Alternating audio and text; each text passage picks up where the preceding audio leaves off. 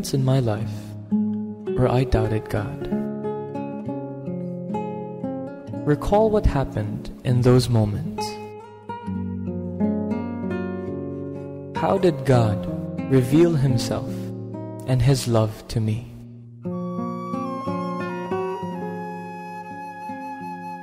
Was I able to trust God amidst the challenges I experienced?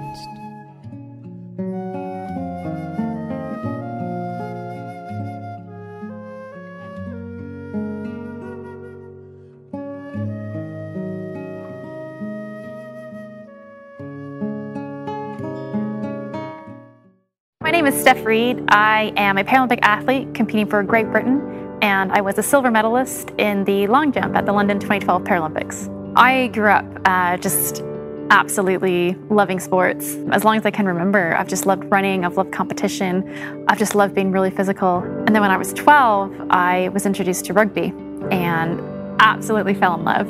It was my life's dream to play internationally. And then when I was 15, you know, just in one afternoon, everything just changed. We had decided to go tubing, which is where you attach a big inner tube to the back of a motorboat and, you know, you just go at crazy fast speeds. I had fallen off and I was just hanging out in the water waiting to get picked back up again. I looked for the boat and I saw it heading towards me, and I just realized, you know, they do not see me. He is going way too fast. I tried to surface dive, just completely forgetting I had a life jacket on. The propellers caught me on my right leg and my lower back, and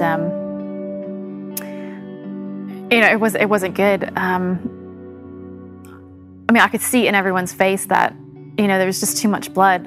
I mean, I was terrified. I knew in my heart that if I had died at that moment, I wasn't going to heaven. And so they took me to a local clinic that couldn't do very much for me. My mom walked into the recovery room, and she was so sad. I just didn't understand. And she walked over to me and said, you know, Stephanie, I'm so sorry to tell you this, but the doctors did everything they could to save your leg, but unfortunately they had to amputate. And I was absolutely devastated. The hardest thing I've ever had to do in my life is change my attitude in that moment. I can look at this situation, yes, it's crappy, but I can either accept it and make the best of it, or I can choose to be angry. And I remember, you know, just one day just coming to terms with it and deciding that, you know what, I'm going to give the creator of the world the benefit of the doubt and just trust that you know, he can do something with this. And I prayed for the first time, just a really true and honest prayer. And I just remember being in that hospital room, and it was just so strange to, on the one hand, have so much anger and frustration at the same time, just to feel, like actually feel in that room God's love and God's peace. And that was my starting point. And, you know, I just decided, well, you know, if this is it, then that's okay. I'm gonna, you know, I'm still competitive, and I'm just gonna walk the best that I can. And then that later translated into, well, I'm gonna run the best that I can. It's just so amazing how, you know, in so many ways, God gave me back my dream, but just on this way bigger scale than I'd ever imagined. I mean, for those of you that watch Olympics or Paralympics, I mean, the crowd support in that stadium was absolutely insane. I mean, there were, the minute they announced your name, if you were British, just 80,000 people erupted cheering for you, and it was a really special moment. I had won silver in the long jump. I'd had a really poor showing in the 100-meter final, finishing 8th, and so the 200 was kind of, you know, the last chance to I guess, redeem myself or lay it on the line. Gosh, just the pressure is so much to perform every day, but just to come out of all of that and to produce a lifetime best performance when it mattered most, it's an awesome feeling. And what God said to me was, Stephanie, I want you to know that when you're on that start line and when those 80,000 people cheer for you, that is how much I love you.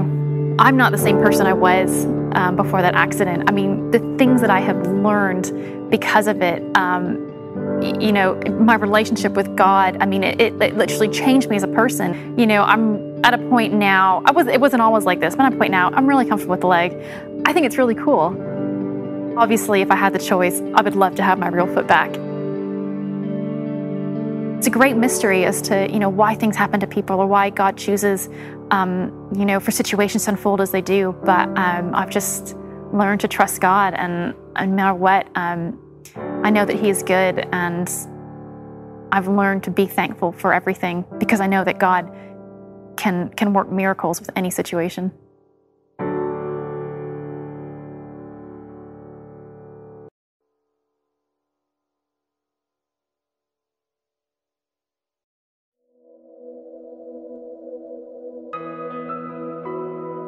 Lord, I'm sorry for the times when I doubted your presence in my life. I'm sorry for blaming you for the pain I have experienced, for turning my back on you when things didn't go my way.